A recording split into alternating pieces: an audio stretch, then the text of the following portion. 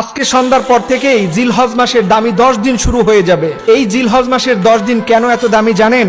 এর কারণ হচ্ছে এই 10 দিনের মধ্যে একটা দিন আছে ইয়াউমুল আরাফার দিন।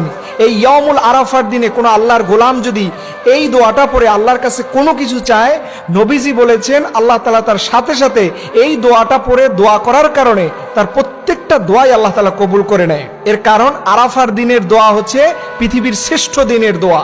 এর জন্য এই দোয়াটা মুখস্থ করে ইয়াউমুল আরাফার দিনে সবাই পড়বেন, লা ইলাহা ইল্লাল্লাহু ওয়াহদাহু লা শারীকা লাহু লাহুল মুলক ওয়া লাহুল হামদ ওয়া হুয়া আলা কুল্লি শাইইন কাদির। এই দোয়াটা নবীজি ইয়াউমুল আরাফার দিনে পড়েছেন এবং এর আগে সকল নবীগণই কম বেশি করে এই দোয়াটা তারা পড়েছেন। এবং নবীজি বলেছেন ইয়াউমুল আরাফার দিনে কেউ যদি একটা রোজা রাখে তাহলে ওই বান্দার আগের এবং পরের পুরো 1 বছরের গুনাহ আল্লাহ তাআলা ক্ষমা করে দিবেন।